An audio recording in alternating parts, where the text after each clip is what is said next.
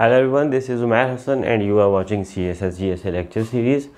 Today in my lecture, I am going to discuss about the concept of proportion, direct proportion and inverse proportion. We are going to solve a couple of questions from each of these concepts, and then we are going to solve a question from your past paper 2020 में आपका question आया था, वो proportion से related था, हम उसको solve करेंगे. So first of all, what is the concept of proportion? Proportion basically आप जब दो ratios को equal करते हैं, well that is called proportion. That is equality of two ratios. I have written over here that if A ratio B is equal to C ratio D, तो ये एक proportion है. अब दो ratios कौन सी हो सकती हैं, कोई भी हो सकती हैं. तो इसमें दो कॉन्सेप्ट हैं, direct proportion, inverse proportion. Direct proportion का मैं अगर एग्जांपल दूं आपको, तो इसका मतलब है when there is an increase in one quantity, तो उसके इंक्रीज़ होने से दूसरी क्वांटिटी भी इंक्रीज़ हो रही है. ये डायरेक्ट प्रोपोर्शन है. Like the more we use the electricity, the more we get the bill. तो ये डायरेक्ट प्रोपोर्शन में आता है. इन्वर्स प्रोपोर्शन का मतलब है कि अगर एक चीज़ की क्वांटिटी को मैं बढ़ा, अगर दो क्वांटिटीज़ हैं इस तरह से कि if one quantity increases the other quantity decreases. Like the number of people doing a particular project, घर की कंस्ट्रक्शन है, so if we will increase the number of people working on the construction of a house, अगर आप लोगों की तादाद बढ़ा देंगे, लेबर बढ़ा देंगे, so the house will be completed in less number of days. So observe करें कि लोग ज़्यादा, हम क्वांटिटी मतलब हम लोगों की तादाद बढ़ा रहे हैं, नंबर ऑफ डेज़ कम हो रहे हैं. जितने ज़्यादा आप लोग काम पे लगाएंगे उतना जल्दी आपका काम होगा. So more people, less time will be required to complete the project. This is inverse proportion. So let us take a question, वहाँ पे फिर आपको ज़्यादा क्लियर हो जाएगा. So question is, a man working 6 hours per day can complete a job in 4 hours. No, 4 days, sorry. एक आदमी 6 hours per day काम करते हैं और वो कोई एक जॉब, कोई भी जॉब हो सकता है, उसको 4 दिनों में मुकम्मल करते हैं अगर वो 6 घंटे काम करेंगे. हाउ मैनी आवर्स, आपने आप आवर्स फाइंड करने हैं per day, would he need to work to complete the job. वही जॉब कंप्लीट करने के लिए 3 दिनों में कंप्लीट करने के लिए कितने घंटे रिक्वायर्ड हैं, जबकि 4 दिनों में वही जॉब करने के लिए 6 घंटे रिक्वायर्ड हैं. सबसे पहले तो आप इसमें आइडेंटिफाई करें ये डायरेक्ट प्रोपोर्शन है, ये इन्वर्स प्रोपोर्शन है.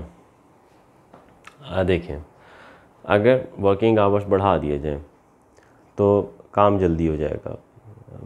With more working hours less number of days will be required. तो ये इन्वर्स बन रहा है. मतलब एक क्वांटिटी इंक्रीज़ करने से, वर्किंग आवर्स इंक्रीज़ करने से, number of days required to complete the job they are decreasing. This is inverse proportion. So I have used 2 methods here to do that, ताकि आप लोग जो आपकी मर्ज़ी आप यूज़ कर सकते हैं मेथड. यहाँ पे this is the relationship for inverse one. Working hours inversely proportional to number of days. नज़र आ रहा है ज़्यादा वर्किंग आवर्स होंगे तो दिन कम लगेंगे, तो ये इस तरह आप उसको लिखते हैं. This is proportionality sign. इसको इक्वालिटी से हम जब रिप्लेस करते हैं प्रोपोर्शनैलिटी साइन को, तो वी यूज़ अ कांस्टेंट के. ये के कांस्टेंट है, एनी नंबर. अभी हम इसकी वैल्यू निकालेंगे. अब यहाँ तक करने के बाद ये आप दोनों केस में कर सकते हैं. डायरेक्ट में भी एक प्रोसेस यूज़ कर सकते हैं, इन्वर्स में भी यही कर सकते हैं. के की वैल्यू फाइंड करें. वो कैसे मिलेगी आपको? वो मिलेगी जब आप यहाँ पर वर्किंग आवर्स और डेज़ की वैल्यू पुट करेंगे. 6 working hours and 4 days. Working hours की जगह 6, डेज़ की जगह 4, तो 4 × 6 24. ये के निकालना है आपने सबसे पहले. जब के निकल आएगा, अब आप अपना सोल्यूशन कंप्लीट कर सकते हैं। ये k की वैल्यू अब दोबारा इस्तेमाल हम करेंगे, इसी इक्वेशन को दोबारा लिखें, working hours is equal to k over number of days. अब आपको k पता है, आपको नंबर ऑफ़ डेज़ पता है 3, और अब आपने निकालना है वर्किंग आवर्स, जो 3 दिन में आप काम करेंगे, 3 दिन उन कितने वर्किंग आवर्स काम करेंगे। तो k 24 और नंबर ऑफ़ डेज़ 3, तो आपका आंसर आएगा 8। ये वर्किंग आवर्स आपको रिक्वायर्ड हैं। तो ये एक अप्रोच तो ये है, this is k method.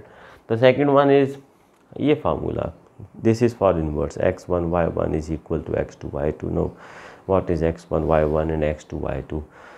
Actually x variable है और वो यहाँ पर रिप्रेजेंट कर रहा है वर्किंग आवर्स को, और क्योंकि वर्किंग आवर्स 2 मुख्तलिफ दिए गए हैं, एक 4 दिनों में वर्किंग आवर्स 6, फिर 3 दिनों में आपने निकालने हैं जो 8 निकले हैं। तो पहले वाले वर्किंग आवर्स को x1 कह लेंगे और दूसरे वाले हम x2 कह लेंगे।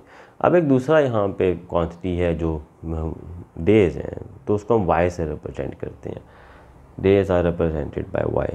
तो ये जो 4 डेज़ हैं 6 वर्किंग आवर्स के अगेंस्ट, अगर ये x1 था 6 वर्किंग आवर्स, तो 4 डेज़ y1 होगा।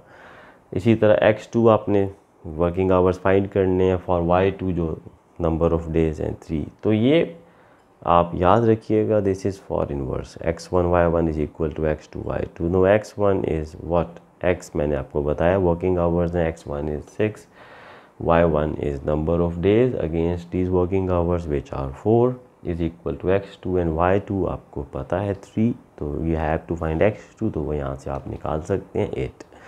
एक ये दूसरा मेथड है, what ever is convenient for you, आप यूज़ कर सकते हैं। एक और एग्जांपल देखते हैं इसी के ऊपर। Well, that is it takes 6 people 12 days to paint a building. Now, first of all, before starting a question, you must understand the relationship between the quantities. यहाँ पे आप लोग और दिनों की बात कर रहे हैं। 6 लोग 12 दिन में कोई काम करते हैं। That is quite obvious. If you will increase the labor, if you will increase the number of people working on a project, it will automatically decrease the number of days required to complete the project. Inverse proportion, एक चीज़ ज़्यादा करने से दूसरी कम हो रही है, right. तो अब यहाँ पे फिर हमें x1 y1 is equal to x2 y2 इस्तेमाल करना है। x आप इस्तेमाल करें to represent people and y इस्तेमाल करें टू रिप्रेजेंट डेज। मैंने भी ये किया है, बिल्कुल। सो x1 ये वाले लोग हैं 6 पीपल, y1 है 12 डेज, क्योंकि x हम सिर्फ लोगों के लिए इस्तेमाल कर सकते हैं, x इज़ फॉर पीपल, 2 जगह लोगों का जिक्र होगा, 6 people x1, then 9 people x2। Question ये था कि 6 लोग 12 दिनों में काम करते हैं मुकम्मल, तो अगर 9 लोग होंगे तो वो कितने दिनों में करेंगे। तो लोगों के लिए x इस्तेमाल करना है, x1 is 6, y1 is 12 number of days, x2 is 9 9 लोग, y2 इज़ डेज़, ये आपने फाइंड करने हैं 9 लोग कितने दिनों में काम करेंगे। तो यहाँ से निकाल लें 12 6 72 डिवाइडेड बाई 9, 8 डेज़ आपका आंसर होगा। ये दोनों क्वेश्चन जो थे इन्वर्स के थे। एक डायरेक्टली प्रोपोर्शनल का कर लेते हैं हम, जब एक क्वांटिटी इंक्रीज़ करने से दूसरी इंक्रीज़ होती है। तो क्वेश्चन ये इस तरह से है कि देयर इज़ अ मेटल, कोई एक मेटल है, उस मेटल की आप कोई एक पीस काटते हैं, उसका मैस मेजर करते हैं। सो वो जो लेंथ ऑफ मेटल आप कट कर रहे हैं वो 5/9 है ऑफ द टोटल लेंथ। अगर टोटल लेंथ जितनी भी हो उसका 5/9 हिस्सा अगर आप लेते हैं तो उसका मैस कितना है, 7 किलोग्राम। तो वो ये कहते हैं कि अगर आप उसी मेटल का 2/7 पार्ट लें तो उसका मैस कितना होगा। ये डायरेक्ट प्रोपोर्शन है, क्योंकि लेंथ ज़्यादा लेंगे तो फिर मैस ज़्यादा होगा, लेंथ कम होगी तो मैस कम हो जाएगा, directly proportional. So for direct proportion ज़रा इसको देखिएगा, x1 over y1 is equal to x2 over y2। ये के मेथड से भी हो सकता है, आप इस तरह भी कर लें, x1 over y1 is equal to x2 over y2। This is for direct. Inverse के लिए ये है x1 y1 is equal to x2 y2। Direct के लिए है x1 over y1 is equal to x2 over y2। ये आप direct के लिए इस्तेमाल कर सकते हैं। x क्या है यहाँ पे, no, x is representing the length. हमें 2 लेंथ दी गई हैं fractions, x1 is 5/9 and the second one is x2 2/7। x1 length के अगेंस्ट मैथ कितना है 7, तो वो हो जाएगा y1, और x2 के अगेंस्ट मैथ आपने फाइंड करना है यानी y2 आपने फाइंड करना है। तो फार्मूले में जस्ट वैल्यूज़ पुट करें, x1 is 5/9, y1 the math against this length is y1 which is 7, x2 is the second length 2/7 the fraction of the length, and y2 is to be obtained. Cross multiply कर लें, y2 को 5/9 से करें और 7 को 2/7 से करें, तो सिंप्लीफिकेशन के बाद the math for this 2/7 part is 3.6 kilograms. इसके अलावा एक नेक्स्ट क्वेश्चन जो हम CSS का करने लगे हैं उसमें 3 क्वांटिटीज़ होंगी। So let us try a question from your CSS past paper 2020। This was your question from CSS 2020. Question number 8 part C था ये। A group of 50 men can construct 20 kilometer road in 40 days।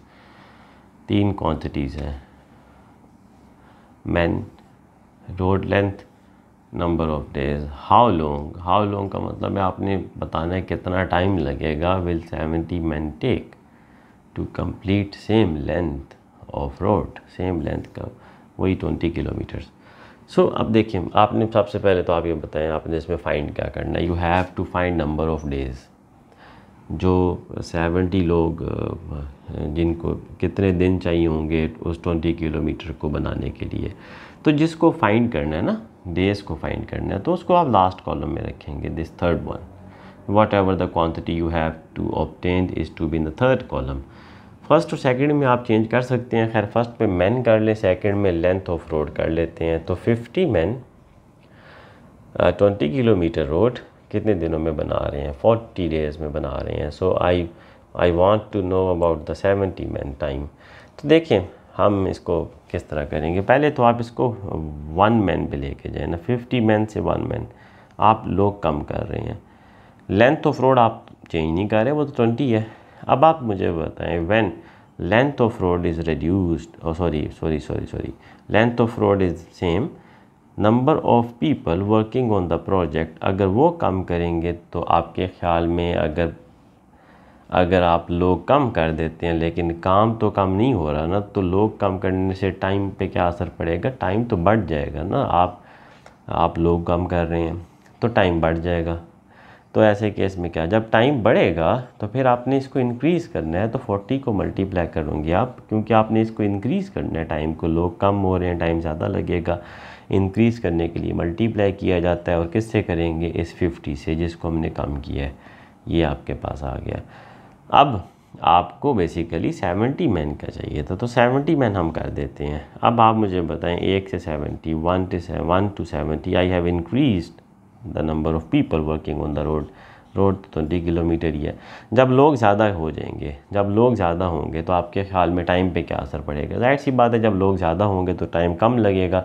तो इस चीज़ को आपने कम करना है। जब आपने इसको कम करना है तो कम करने के लिए आप मल्टीप्लाई तो नहीं करेंगे, आप तो डिवाइड करेंगे, और डिवाइड आप 70 से करेंगे।